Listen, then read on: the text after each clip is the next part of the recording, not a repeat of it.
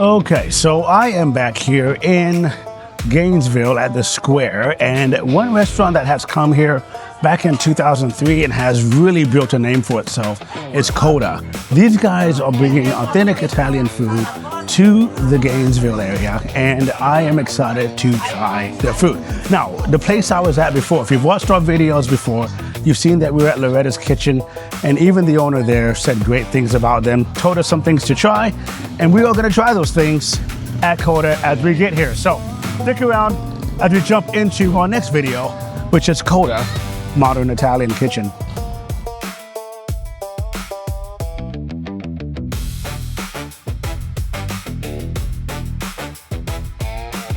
Hi, my name's Derek. I'm one of the managers and chefs here at Cotto Modern Italian here in Gainesville, Georgia. We are located right on the historic square. So a little history about Cotto Modern Italian. So yes, Modern Italian brought up in 2023 by our owners, Scott and Alexis Kinsey. He's traveled around the world throughout his years as executive chefs in multiple places. So with the travels, we wanted to bring a little bit of modern Italian take on traditional foods to Gainesville. So some of the favorite dishes here, number one, our lasagna, classically made every day. Nice big portion, traditional style with the meat and cheese layered, cooked in our pizza oven to finish, some nice melted cheese. If you know lasagna, the lasagna here is very unique because when I was watching them make this lasagna, they were making it inside of the pizza oven. It's my first time seeing a lasagna that's just like cooked at 700 degrees. So this whole thing cooked in a few minutes. It's pretty crazy. So the sauce is still scorching hot. It's got cheese. There you are. And then like, you had different names that would call you to the room. Oh, that's actually really good. But it's pretty delicious. I would say what hit me was this ground beef that's in the lasagna. This ground beef is seasoned very well.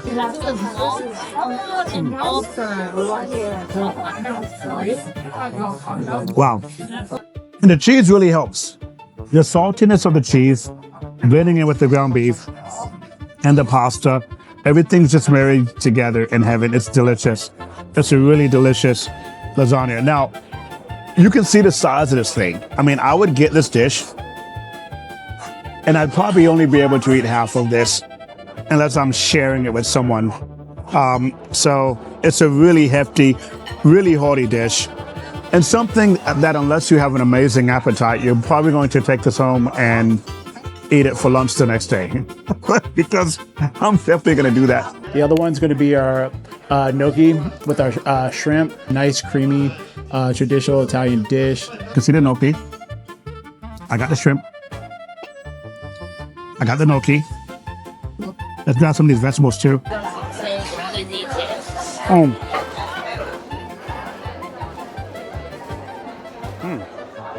Let me try that again.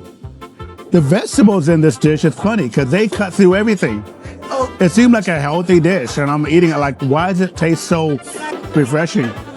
That's interesting. Yeah, it is very odd. I don't know anymore. I expected the pasta to overshadow everything, but it's not. So you're getting all the flavors of the vegetables, the shrimp. It's actually a really refreshing dish. I got like everything on one bite. That's a beautiful fork. What say you? And so I guess like light and crunchy, I guess, along with zucchini. It makes the whole dish just be like refreshing as well. Do you feel? It's somehow airy, but somehow like heavy at the same time. It's not deceptively airy. Like you think, you think that it's a really light dish. Oh, I have like a whole bunch of these. Then you eat it for after one bowl, you're done. And then I would go ahead and finish it off with probably our Veal Piccata. Is one of our favorites. Very popular, traditional way. Just nice veal cutlets with a lemon beurre blanc sauce. I can really tell by the veal that it's very tender. It's juicy. So, wow. Okay, so the veal is very tender. The The sauce over the veal is a very strong lemon cream sauce. And then the capers is adding another layer of like that sourness to the veal. So it's like you're getting that double whammy of like citrus with the veal, which is pretty amazing. But it's a very light sauce. It's not very heavy. So you're still getting the full body of that veal, but you're also getting those very strong notes of lemon and capers. So that's a big bite. All right. I don't know if I have it. If it'll last to be as short as the camera. Let's see from here. All right, let's go. Not good. That's not what I thought it was gonna be. That's not what I thought it was gonna be. Really? Okay. Is it less citrus? More citrus? I think I imagine it's gonna be a lot more of a cheesy sauce. In my opinion, I think the sauce, like you said, light. Yeah. It's a lot more citrusy than it is cheesy to me. Yeah, it's not necessarily a cheese sauce. It's more of a lemon cream. Yeah. So it's like they took lemons, cooked it with some like whipping cream or butter, and then just whipped the town with it. And then I feel like everything else, like the veal and the pasta, is really just There. really just to highlight the sauce. Like is the main star of this dish. Salsa is very light, like she said. Actually, more trying it, it seems like more of an oil-based sauce, like olive oil with lemon. So it's a lighter dish. Still, the veal is like the heavy side of it because you have the two proteins. But the dish itself is pretty light. I love it. I love it. So we are now moving on to the next dish, which is the Margherita Pizza. Check that out. Looks pretty amazing. I feel like I am gonna have like death by cheese today. The Margherita Pizza here is traditional like Naples. You're gonna have the San Marzano tomatoes that's like blended up and put on a base. You're gonna have the buffalo mozzarella and you're gonna have basil. The difference is here they threw a little bit of shredded mozzarella as well to give it a little more cheese kick. But the oven is just amazing. They have an Italian oven that's cooking this thing at 700 degrees, I believe. So it cooked fast, it looks delicious. I'm gonna let Mo give the first bite and I'll jump in after that. Check that out. Wow. Yummy. And so place it on the plate. Ooh, it kind of completes the pizza a little bit. Yeah. All right. Let's have the first bite. It's a very basil-y kind of taste when you're eating this. It's a lot of tomato, a lot of basil. Cheese is kind of in the background. It's more of like a vehicle for the tomato to like kind of further pounce in on your taste buds.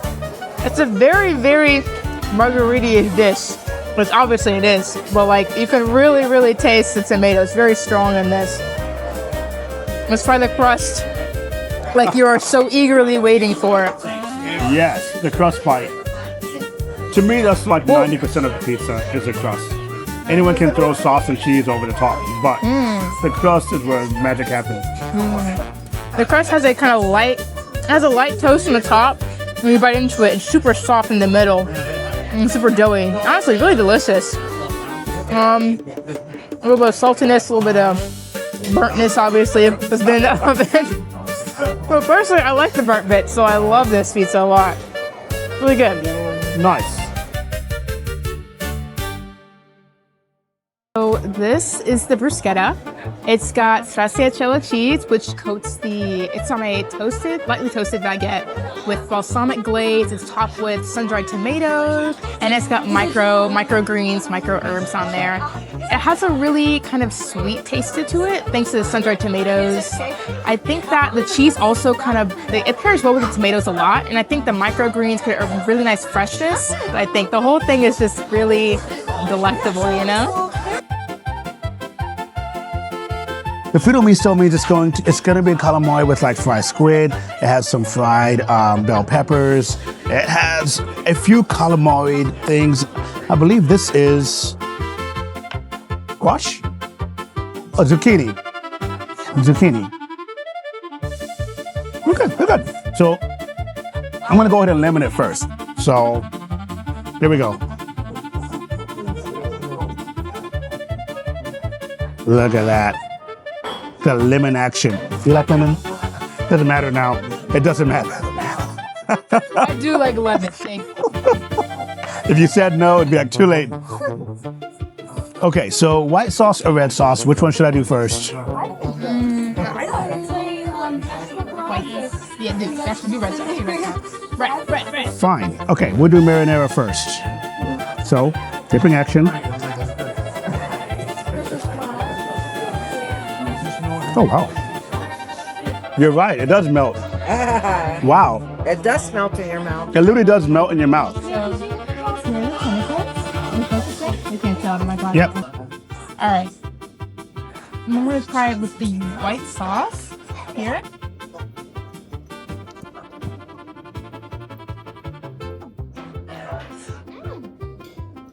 It kind of starts to dissolve. It just melts. And you're like, wait a second. I'm supposed to be chewing something, but it's gone now. The bread just immediately just dips. Yeah. In a good way, The calamari, usually if I have it, it's just really, really crispy, but it's like super chewy. Like you're chewing on it for a good minute. This one's not necessarily that crispy, but it also just dissolves in your mouth as you're chewing it. So it's like very unique. You know, to finish off your night, we have a great array of desserts. We make our tiramisu fresh and in-house every single day.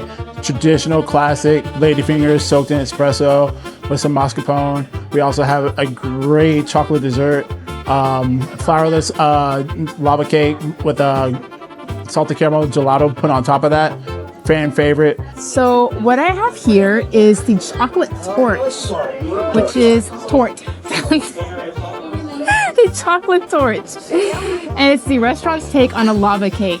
I'm super excited to eat it. It has coffee ice cream on top. No, the top of it is a salted caramel ice cream. Salted caramel, right. Indeed. Let me grab the spoon here. I'll take a huge chunk of that. That looks really good. Okay, let's see here. Here's what the spoon looks like. And let's try it.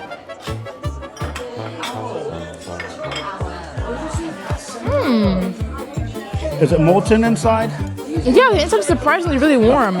Oh, nice. It's a really huge, I want to say kind of dark chocolatey-ish.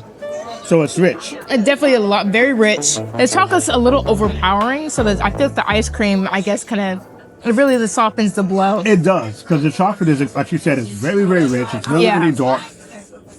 So to have the dark chocolate with the saltiness and the sweetness of the ice cream, it marries everything together. I don't think you can do either all by themselves. So the ice cream has a lot of salt to it, to the sweetness, but then that cake is so rich that you would need something to help balance that out. Definitely, yeah.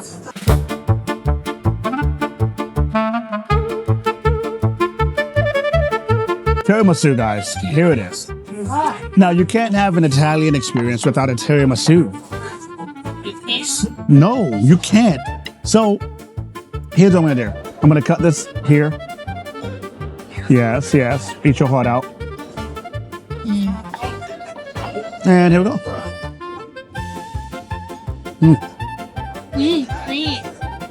Right. Now, the cacao on the top, you got that bitter hit at first, and then all the creaminess of the layers just kicked in. So yeah, see how Mo deals with it. All right, and down the hatch. I think she got the same shock I did.